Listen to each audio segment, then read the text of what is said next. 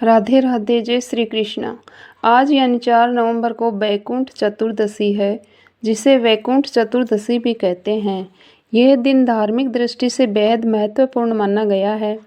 इस दिन विष्णु जी की आराधना के साथ ही व्रत कथा का पाठ करना भी शुभ माना जाता है। ऐसे में आइए जानते हैं वैकुंठ चतुर्दशी की कथा क्या है। वैकुंठ चतुर्दशी का हिंदू धर्म में बहुत ही खास महत्व माना गया है। हर साल कार्तिक मास के शुक्ल पक्ष की चतुर्दशी तिथि पर यह पर्व मनाते हैं। इस दिन भगवान विष्णु और भगवान शिव की पूजा एक साथ की जाती है।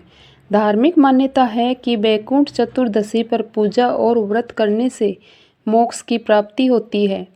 साथ ही व्यक्ति के लिए स्वर्ग के द्वार भी खुल जाते हैं। पौराणिक मान्यताओं के अनुसार इसी दिन स्वयं भगवान शिव ने भगवान विष्णु से वैकुंठ धाम जाने का मार्ग प्राप्त किया था। तभी से इस तिथि को वैकुंठ चतुर्दशी कहा गया है। वैकुंठ चतुर्दशी के इस शुभ अवसर पर व्रत कथा का पाठ करना जरूरी माना गया है और मान्यता है कि इस कथा को पढ़ने या सुनने से विष्णु लोक की प्राप्ति होती है। ऐसे में आइए पढ़ते हैं वैकुंठ चतुर्दशी की कथा। वैकुंठ चतुर्दशी की पौराणिक कथा के अनुसार एक बार भगवान विष्णु ने कार्तिक मास की चतुर्दशी को देवों के देव भगवान शिव की पूजा करने के लिए वाराणसी में 1000 स्वर्ण कमल के फूल अर्पित करने का संकल्प लिया। इसी संकल्प और पूजा करते समय भगवान शिव ने विष्णु जी की भक्ति की परीक्षा लेने के लिए एक फूल को छिपा दिया। एक फूल कम होने पर भगवान विष्णु ने सोचा कि उनकी आंखें भी कमल के समान है, क्योंकि उन्हें कमल नयन कहा जाता है। ऐसे में भगवान विष्णु ने फूल की जगह अपनी आंखें शिवजी को चढ़ाने का निर्णय लिया। जैसे ही उन्होंने अपनी आंखें निकालने का प्रयास किया, भगवान शिव प्रकट हुए और उन्हें रोक दिया।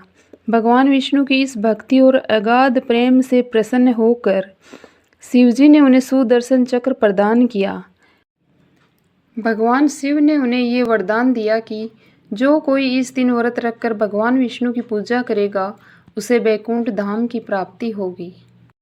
वैकुंठ चतुर्दशी की दूसरी व्रत कथा। पौराणिक कथा के अनुसार एक बार नारद जी पृथ्वीलोक से घूमकर वैकुंठ धाम पहुंचते हैं। भगवान विष्णु उन्हें आदरपूर्वक बिठाते हैं और प्रसन्न होकर उनके आने का कारण पूछते हैं। नारद जी कहते हैं, हे प्रभु, आपने अपना नाम कृपा निधान रखा है। इससे आपके जो प्रिय भक्त है वही तर पाते हैं। जो सामान्य नर नारी है वह वंचित रह जाते हैं। इसलिए आप मुझे कोई ऐसा मार्ग बताएं जिससे सामान्य भक्त भी आपकी भक्ति कर मुक्ति पा सकें। नारद जी की बात सुनकर विष्णु जी बोले, हे नारद, मेरी बात सुनो। कार्तिक शुक्ल पक्ष की चतुर्दशी को जो नर नारी व्रत का पालन करेंगे और श्रद्धा भाव से मेरी पूजा करेंगे, उनके लिए स्वर्ग के द्वार साक्षात खुले होंगे।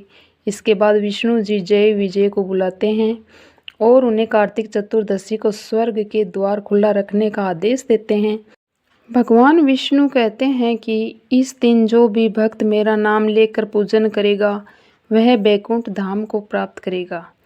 आपको कथा अच्छी लगे तो लाइक और शेयर करें और चैनल को सब्सक्राइब ज़रूर करें। धन्यवाद।